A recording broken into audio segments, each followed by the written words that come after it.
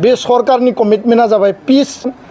सुक्ति मावफुंनाय। फिन सोमावसारनायाव सोर सोर ओंखारनो राजि? बिटिआर एग्रिमेन्टनि दफाफोराथ' मावफुंजोबजायासै। दा बेखौ लानानै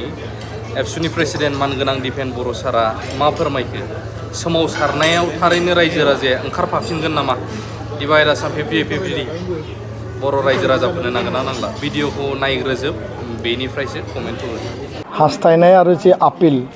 बे जाहैबाय जे 2020 सननि 27 जानुवारियाव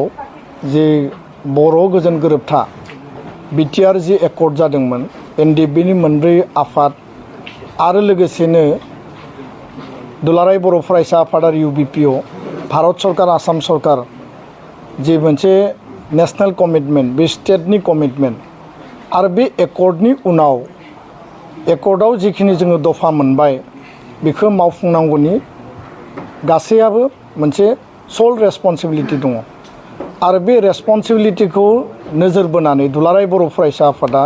बिटिआरनि रायजो राजाफ्रा बर' हारिनि आफाद आरो गौथुम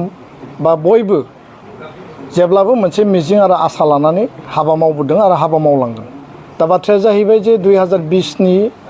एकर्डनि उनाव बिटिसि जि मोनसे इलेक्सन जानानै थांबाय आरो बे इलेक्शननि उनाव इउपिपिएल आरो बिजेपिनि मोनसे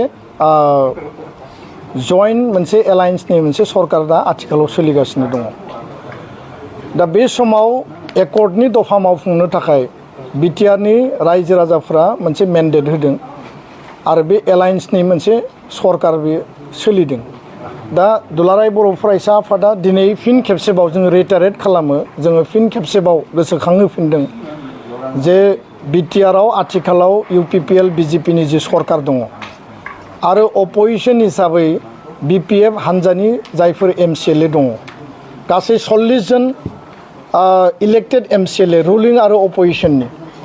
सा 6 बेयाव नमिनेटेड एमसिएलए दङ। बयहाबो रेसपन्सिबिलिटि दङ, बयहाबो दायित्व दङ। बाथ्राया जाहैबाय जे 2003नि बिटिसि एकर्डनि उनाव 2005आव इलेक्सन जादों आरो बे इलेक्सननि उनाव संग्रामि नेता दैदेनगिरिफ्रानो सरकारखौ सालायफैदों। सेम पेटार्नाव 2020नि एकर्डनि उनाव 2020आव जानाय बिटिआर इलेक्सनाव इउपिपिएल जाय बिथांमोना संग्रामि दैदेनगिरिमोन बिथांमोनानो दिनै बे सरकाराव रुलिंआव माने लिडारशिपखौ लानानै सामलायगासिनो दङ बिजेपिजों एलायन्स। दा दुलाराय बर' फरायसा आफादा जिहेतु एकर्ड इमप्लिमेन्टेशना मोनसे पलिटिकेल पार्ट, एकर्ड इमप्लिमेन्टेशना गभर्नमेन्ट टु गभर्नमेन्ट मोनसे पार्ट, बिटिआर काउन्सिल आसाम सरकार भारत सरकार बे ट्राइ जंसन मोनसे जिहेतु पार्ट आरो फारसेथिं दुलाराय बर' फरायसा आफाद इउबिपिअआ सिगनेटरि स्टेक हल्डार हिसाबै जोङो बेखौ आपिल आरो दाबि होलांबाय थागोन। दा बेखायनो जोंनि जि लुबैनाय आरो हास्थायनाया जाहैबाय 46 जि एमसिएलए दङ चिफ डेपुटि चिफ स्पिकार आरो इएम एमसिएलए गासैखौबो लाफानानै बिस्रा बयहाबो बिबान दङ जे एकर्डखौ मावफुंनायाव मोनसे गारां आरो मोनसे लामायाव फैनानै बिसोर बयबो खामानि मावनांगौ।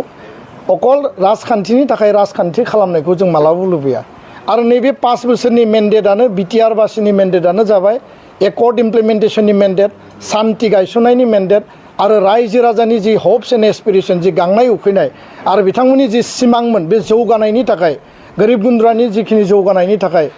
बे जौगानायनि खामानिखौ बयबो मावनांगौ। आरो बे बेलायाव आङो सानो जे रिजनेल जायफोर फर्सेस दङ इउपिपिएल जागोन, बिपिएफ जागोन, एलायन्सनि पार्टनार हिसाबै राष्ट्रीय दल दङ, बिजेपि जाय जिरि थाया मानो बिथांमोना गासिबो बिटिआरनि बासिन्दा, बिटिआरनि समस्तिनिफ्रायनो देरहानानै फैदों। बयहाबो एकर्डनि सायाव ट्रास्ट आरो बिसासा थानांगौ, एकर्डनि सायाव बयहाबो मोनसे अनसायनाय आरो हाबा मावनाया थानांगौ। दा बेखायनो अपोजिसनाव दङब्लाबो बिपिएफनि एमसिएलए बिथांमोनाबो संग्रामि नेता, जातीय सत्ता जातीय संग्रामजों फैनाय आरो दिनै बिथांमोना मोनसे आन्सलिक दल 2003नि उनाव 2005आव दानानै आन्सलिक राजनितिक दलखौ सामलायदों। इउपिपिएलआव जायफोर दङ बिथांमोनाबो दिनै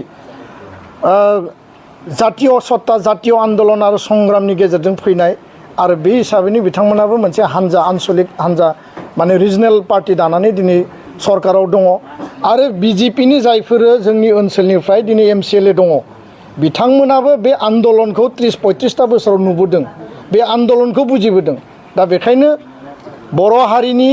माने फार्स्ट एन्ड फरमस्ट लुबैनाया जाहैबाय बा बिटिआर ओनसोलनि रायजो राजानि लुबैनाया जाहैबाय जे सान्थि एकर्ड इमप्लिमेन्टेशना टाइम बाउन्ड आरो स्पिडि जानांगौ भारत सरकार आसाम सरकारखौ जेसेबां लेभेलाव नारसिननानै सरकार टु सरकार हाबा मावनांगौ आरो रायजो राजा गोरिब गुन्द्रानि जौगानायनि थाखाय हाबा मावनांगौ बिनि थाखायनो मोनसे इउनाइटेड मोनसे एफर्टआव हाबाफारिफोरखौ मावलांनांगौ होननानै दुलाराय बर' फरायसा आफादा दिनैनि समाव जोङो बयखौबो आपिल खालामो राजखान्थिनि नामाव राजखान्थि खालामनायखौ जों लुबैया आरो अकल पावार पलिटिक्स खालामनायखौ जों लुबैया पावार पलिटिक्सनि थाखाय नैबे 5 बोसोरा नङामोन आरो बेखौ जोङो मालाबाबो हास्थाया बे 5 बोसोर जि मोनसे एलायन्सनि सरकार बा एकर्डनि उनाव आन्दलननि उनाव दानाय जि सरकार बे सरकारनि कमिटमेन्टआ जाबाय पिस गायसननाय एस्टाब्लिशमेन्ट सुक्ति मावफुंनाय आरो गोरिब गुन्द्रा रायजो राजानि सिमां आरो आसा आरो बिथांमोननि जौगानायनि थाखाय खामानि मावनाय बे मोनथाम एजेन्डाखौ लानानै दानि आथिखालनि 46 नाम्बार्स जेसेबां MCLA दङ बयबो इउनाइटेड हाबा मावलांनांगौ आरो बे बेलायाव रिजनेल फर्सेस रिजनेल आन्सलिक दलफोरा संग्रामि मोनसे सत्ताजों फैनाय हिसाबै बिथांमोना बेयाव बांसिन बिबान आरो रेसपन्सिबिलिटि दङ।